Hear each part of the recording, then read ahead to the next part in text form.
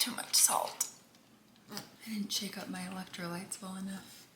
Hey guys, thank you for being back here with me, or welcome if this is your first video of mine that you're joining me on.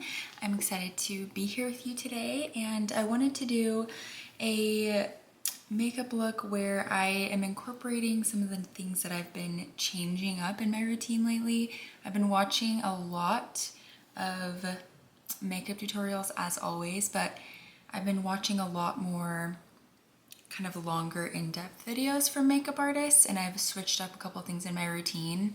And I swear I switch things up like every week because I've just been consuming a lot of makeup artist content. So I'll share the things in my routine that I've changed or that I'm trying out, and I wanted to talk a little bit about the things that I feel like I've really integrated and incorporated to protect my energy and rewire limiting beliefs that I feel like have really worked for me. So without further ado, let's start this makeup look, shall we?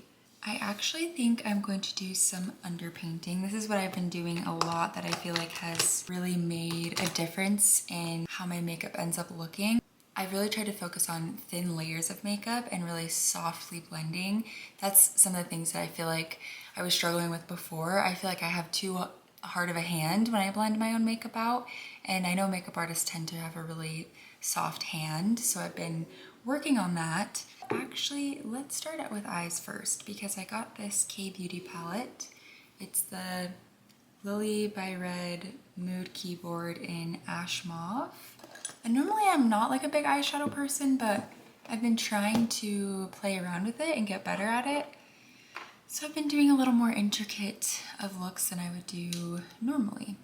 So I'm gonna start out with just kind of a solid base color. And one thing that I saw from a makeup artist is if you really focus on blending it out at the base, and then you take what's left on the brush to do the rest of the blending out, it looks a lot more seamless, which that was kind of a game-changing tip for me. So first, just to kind of talk about protecting energy, I did talk a little bit about this in my last video, but I kind of will do a little bit of a short overview of things that I feel like really help me in protecting my energy, because I think you can never have enough reminders for how to really take care of yourself in that way.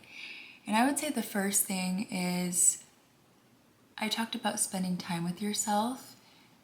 And I think a good way to do this is in the morning when you're kind of still in that theta brainwave state where your brain is the most suggestible, not taking in a lot of information early in the morning, not waking up and going straight to your phone and looking at the news or social media, because your brain is really absorbing all of that information at that time.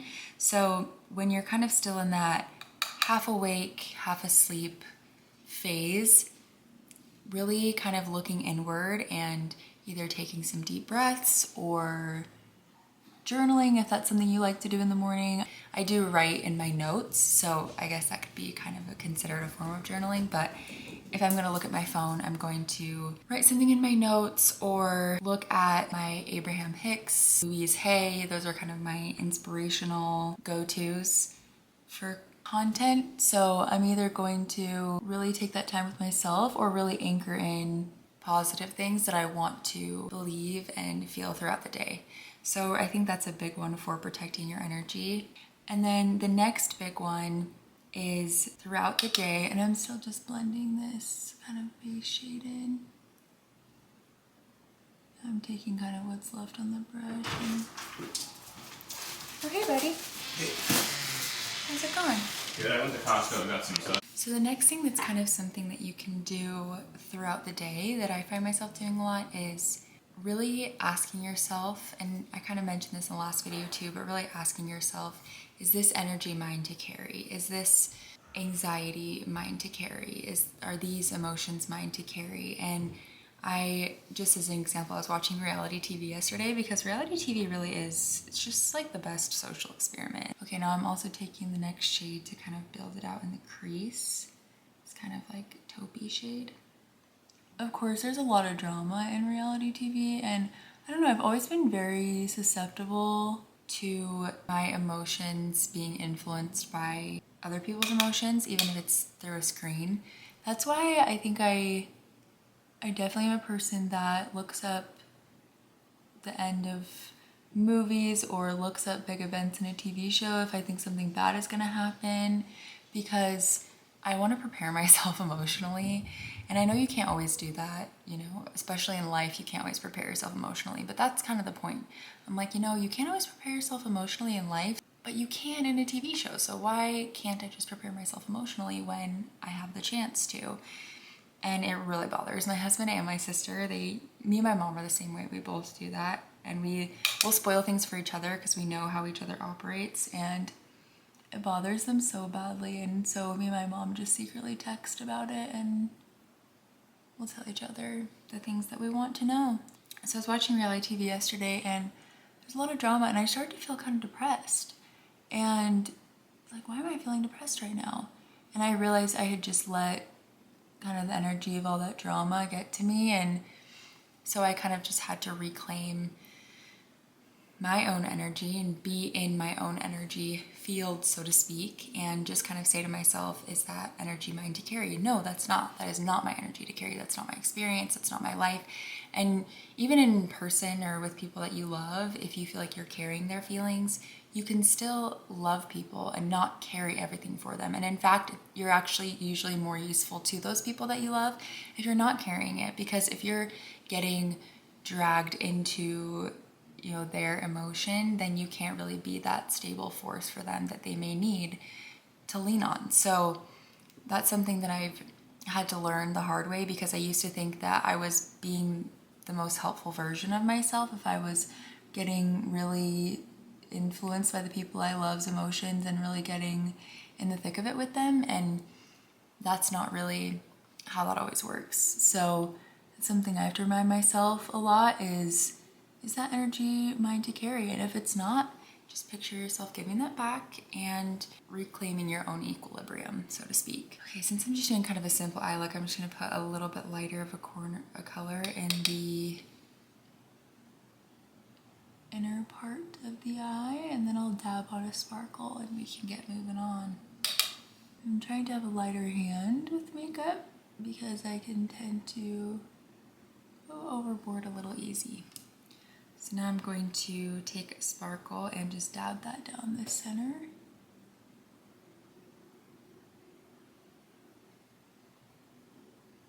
Next, I'm gonna just take care of these brows really quick. Normally I would fill them in, but I've just been kind of loving just using my Rare Beauty eyebrow gel and just kind of pushing them up into place and letting them be. Okay, now I'm going to use my Lumi Glotion, and I was using the shade medium and then I realized maybe that shade was a little too dark for me, so I am now using the light color. And I just definitely think that suits my skin tone a little better. And I also have the fairest one, so I can still utilize my medium and kind of mix them together, but I do think that light maybe just works a little bit better on its own. Now I'm gonna go in with my e.l.f. bronzer and contour, and I got the shade Fair Light, which is the second lightest shade, because the lightest shade, the Fair, is definitely more of like a true contoury color. It's definitely a lot cooler toned, and this one's a little bit more like a bronzer, so I've just been kind of playing around with both of them lately and doing some underpainting. And then the last thing I'll say about taking care of your energy is something that I mentioned in the last video too, but this is just kind of having something to cleanse your energy to close out the day.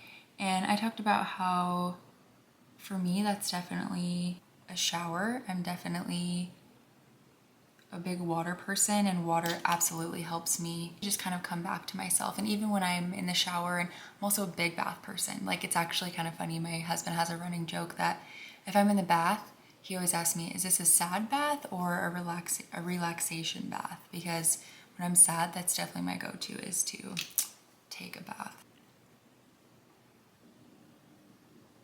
Something that can be helpful to say, whether that's, you know, a shower or lighting a candle or just whatever it may be that you feel like you connect to. I like to say, I call my energy back to me. And I think that can be just a really good way to reclaim, I like to say equilibrium. I don't know why that word is coming to me, but just to reclaim your own equilibrium and your own balance.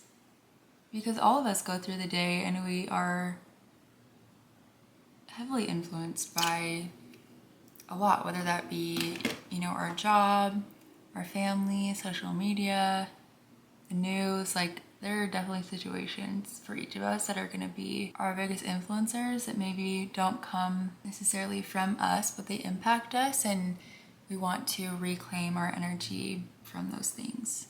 And this underpainting is going to look crazy until I fix it, I promise, but that's kind of why I like it, is you just don't have to be precise and you can kind of be crazy and all over, and it doesn't matter, it still ends up looking good. I also feel like for me, just getting ready for the day feels like such a way to take care of my energy, because I feel like it's just a celebration of myself every time I get ready. It's not me trying to change anything about myself, just trying to express myself outward. Okay, now I'm gonna go to my House Labs, and I'm actually gonna take a tiny fluffy brush. This is the Real Techniques 402. It's actually supposed to be a setting brush, but lately I've kind of been loving it for foundation if I'm underpainting, because if you're underpainting, you just need a lot less foundation. You apply it with a small fluffy brush, it just tends to really end up looking very seamless in my head. I kind of just end up going over all the areas that I didn't put the bronzer, kind of clean up around the edges of the bronzer. I like to prime the brush. That's definitely been a big thing I've taken from makeup artists. Trying to have a softer touch as well. I definitely have some rosacea bumps right here that I'm just going over lightly. And I used a fraction of the foundation that I would normally use. And now I'm gonna clean up with concealer. Put the concealer on the inside of my hand. And then I prime my concealer brush with the product. And then I still like to take a beauty blender and just kind of press everything into the skin and get rid of any excess product. But I feel like that just helps me end up with a very natural skin-like looking base. And it really did not require a lot of product. It just looks like my skin, but better. Now that I've covered just kind of the main ways that I feel like I maintain my equilibrium in terms of my energy, I want to talk a little bit about rewiring limiting beliefs. This is something that I feel like this year, for the first time, I've really been able to do, because I kind of just went back to basics. Like, I'm the person that always feels like there needs to be an exciting answer to things, or an exciting solution, or a secret sauce, or something, this magical answer. And because of that, I do tend to overlook just kind of simple things that might work for me. And like, I've spent a lot of money on courses from people who claim that they have the answer to rewiring limiting beliefs. And, I'm not saying that any of that's bad or that you can't gain anything from that, but for me, I will say that I spent a lot of money on those things and just always was searching for this magical answer. And it was this year that I realized it doesn't have to be complicated, and I was really overcomplicating it. But first, let's go in with blush. I've just been obsessed with my Charlotte Tilbury Matte Beauty Blush Wand. So the things that I kind of realized this year about going back to basics was there were definitely certain beliefs about myself and my abilities that I wanted to rewire. And I had done all the complicated stuff that then I was frustrated that I had spent the money or the time and didn't feel like it really worked for me because I wasn't taking that daily action to back it up. So the biggest thing that I would say worked for me was, number one, identifying the belief or the story around the belief. And that can mean that you really get to the root of, what is this core belief I have about myself or my life? And recognizing that that really is just a story that I'm telling myself, and that you can always choose new stories for yourself. And a big thing that I've worked on with people in therapy is there's this therapy technique that we kind of call ABC when it comes to trauma or limiting beliefs, where the A is looking at what is the activating event for that belief, like who was it or what event or what kind of led you to believe that about yourself. B being what is the belief that that event or that thing caused, and then C, what has been the consequence in your life of that belief. So what has you believing that thing about yourself led to in your life? And truly, this might be controversial. I don't think you always need to know the activating event in order to change something.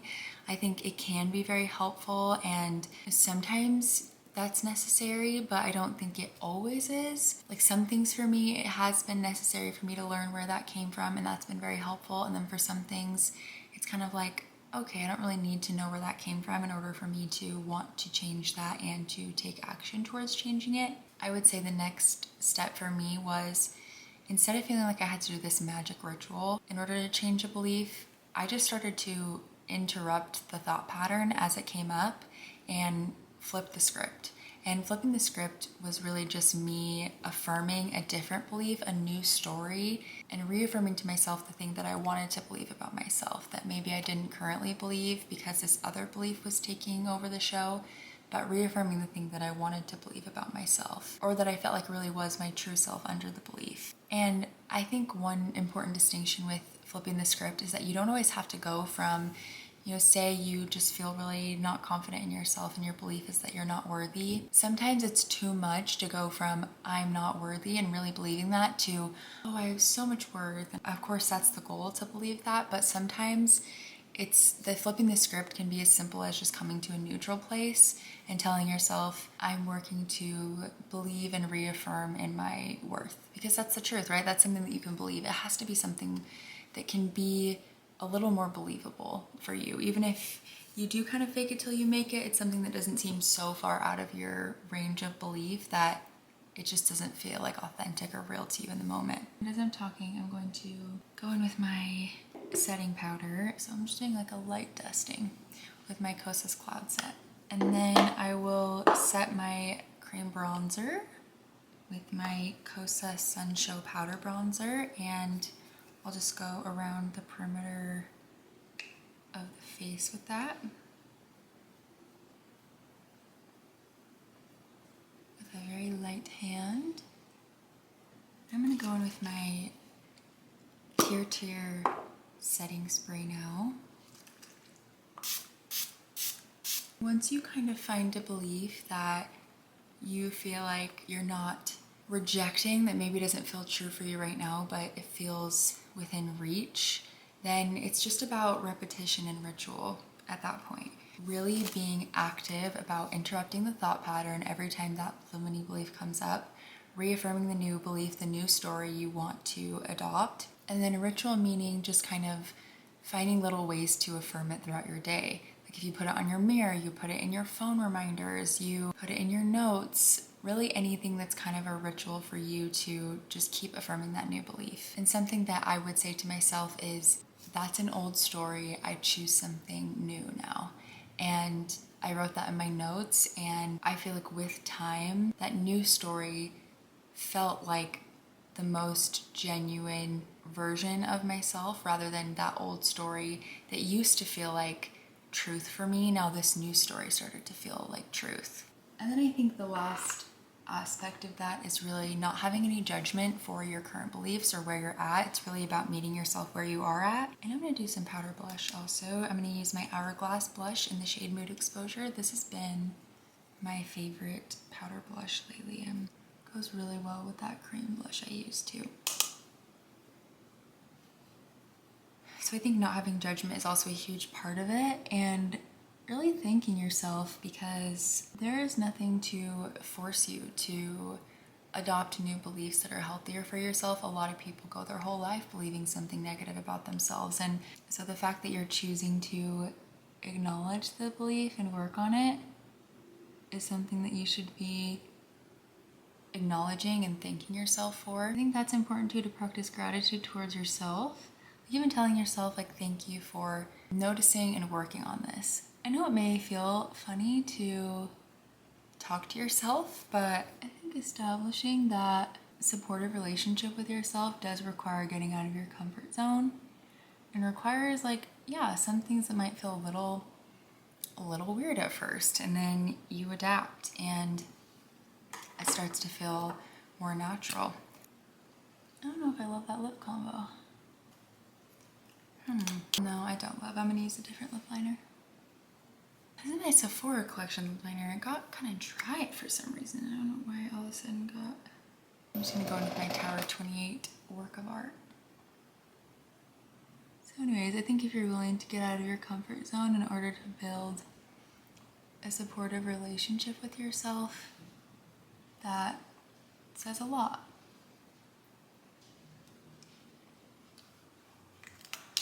Okay, I like that better.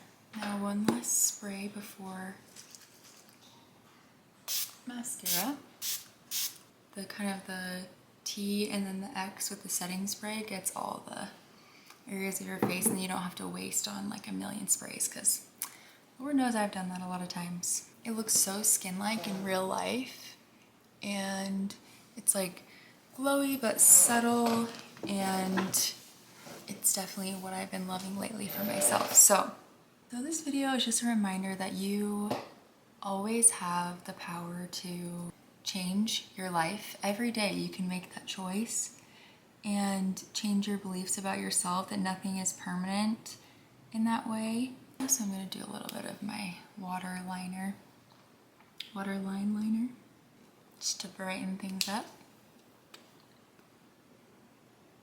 Okay, now I'm going with my Tower 28 mascara.